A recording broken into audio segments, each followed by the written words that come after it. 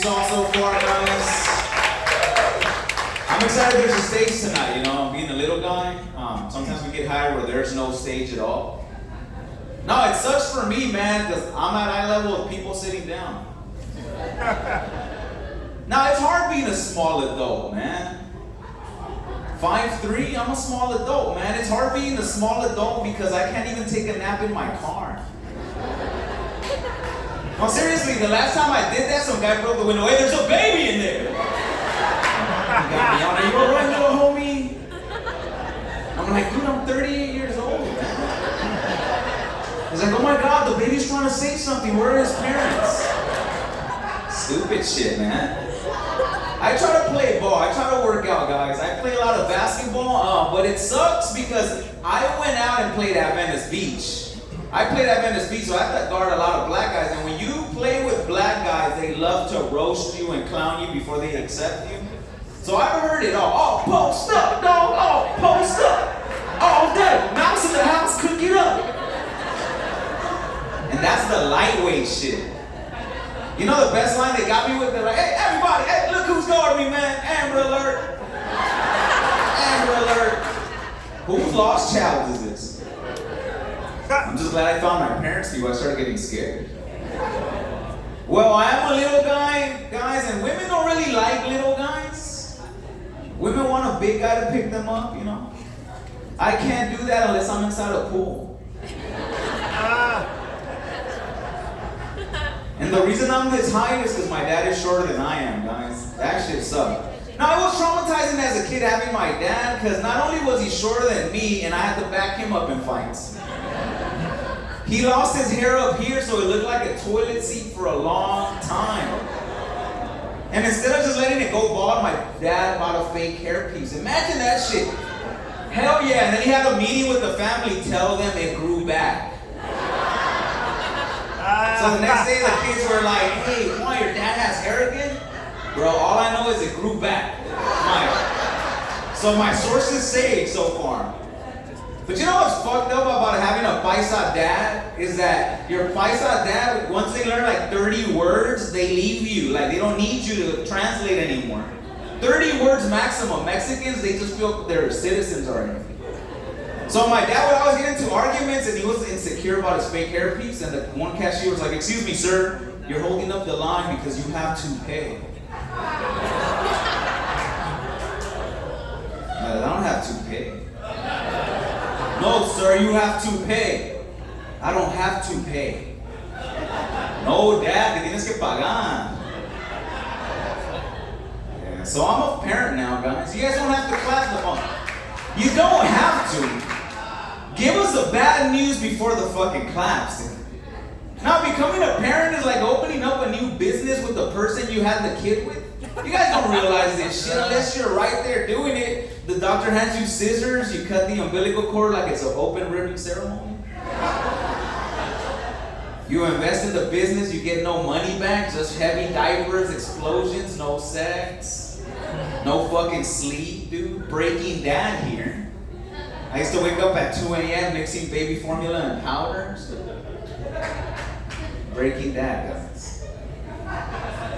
So I'll be selling a shirt, Breaking Dad. I didn't even bring it, but I'll be selling a shirt if you guys want to support my son's college fund.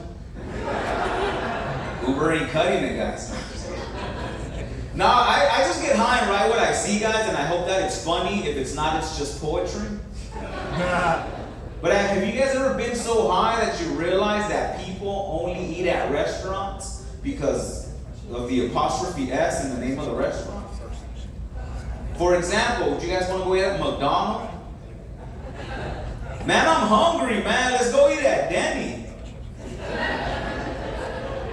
Man, I'm getting pancakes from Norm. Hey, dog, let's go eat Tommy. Start using guy friends like that, right? Let's go eat Tommy, dog. Like, nah, man, I'm good. I'd rather eat Wendy. There you go, guys. Laugh together. You guys become one. I don't know where this inspirational shit is coming from, guys. You guys are probably wondering where we get our humor from, right? Like me, at least me, suffering, but having a fucking day job will make you funny too, man. I never knew what having a day job was, because I was like, I'm gonna make it in comedy. Fuck no, dude. I didn't want to be a broke comedian after a few years. So I got a day job so I could relate to my audience. But before I got a day job, I started asking myself, why would people go back and shoot their coworkers, right? Like, I didn't get that at first. I was like, people need Jesus. They have no souls. But then I started working. I was like, man, I want to shoot all these motherfuckers too. I hate all my coworkers and the way they eat their chips in the cubicle setting. Fuck them, dude.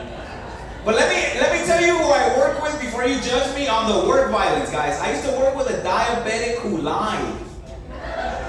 These motherfuckers exist, people. Diabetics who lie and use their blood sugar to get out of trouble. You ever meet? I met one of these motherfuckers. It was a cholo diabetic. Seriously, believe it or not, he was a cholo diabetic, and whenever he would fuck up orders, I'd confront him. I'd be like, hey, Eddie, you fucked up the order, fool. You're gonna take responsibility for what you did.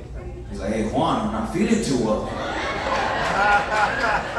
Nah, my blood sugar's low, dog. Nah, Dick, I think I'm going into cardiac arrest, homie. I thought this motherfucker was diabetic. He's like, diabetic cardiac arrest. I didn't know what to do with the diabetic people. I was like, man, I better give this motherfucker a Dr. Pepper. That's all I could think of at the time. That's the only thing I could think of. And then when he heard me that I was going to get a soda, he's like, hey, Juan, you think you can give me a 6-piece on KFC too, no? Fucking drop kick at least to the chest, right? I used to work with a gay guy. I wanted to drop kick him at first, I'm not gonna lie. Because most straight men, we don't know what to do with a gay guy flirting with us, right? So we get all caveman type, right? Because we don't, our dad never taught us how to counter that shit. No father in here. Ask any guy in here, did your dad teach you? No, he left you. I had to learn for me and my son, dude. So I evolved here. So, if you don't know you work with a gay guy, fellas, it's the guy that tells you your zipper's down. I promise it's him. From experience, man. Experience, okay? So, I used to work with a Mexican gay guy. His name was Ubaldo, but he wouldn't let you call him Ubaldo. He'd be like, no, you call me Ubi. Yeah, just like that. Exactly like that, right? And he would always ask me questions, because that's all they want to know, gay guys. JJ, because my name's Juan Jose. He'd be like, JJ, si estuvieras con un guy, who would it be? I was like, I don't want to be with a guy, man. He's like, I just answered, no va a pasar nada. Talking about Second Amendment, Fifth Amendment. I played the fucking Fifth, dude. I was like, I don't want to answer questions anymore after this. So, but that doesn't mean you solve the problem, right? Fuck. The best way to get a gay guy off of you, fellas, if you don't know what to do, is to use the best line a woman's ever used on you. So whatever hurt you, remember what hurt your feelings and your homies laughed at you at the club? That exact line you use on the gay guy. So when he would hit on me, I'd be like, I got him, man.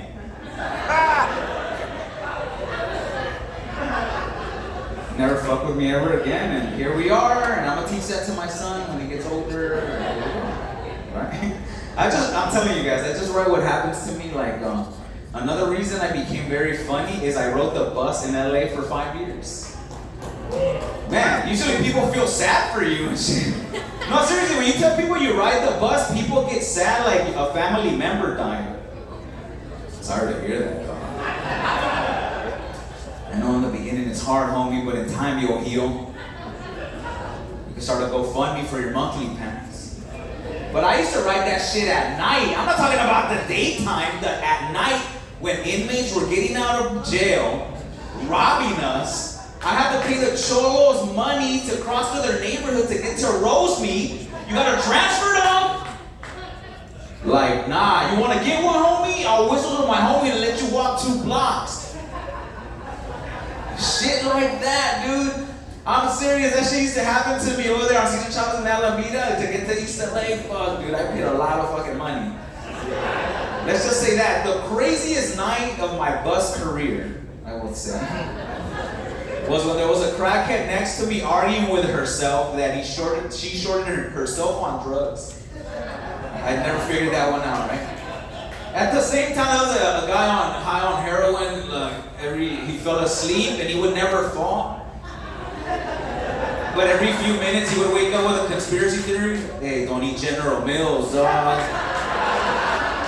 Or cereal, homie. No, 9/11 was an inside job, dog. Fuck. So then there was a lady dancing next to me with headphones with nothing connected to them. That was the craziest fucking part. She's dancing by herself with nothing, right? The only way I survived out there, guys, is I started acting crazy too, so started dancing with the lady. She had a really good playlist. This is my last one, guys. The bus teaches you who your real friends are. You ever been riding a bus and your homies pass by 3 times? And they call you later, I saw you at the bus stop, dog! I'm like, man, why didn't you pick me up? I don't know, you look happy. I saw you dancing with that lady, dick. I didn't want to cop line. Anyway, that's my time, guys. Thank you very much. Keep going to your hosts. Thank you.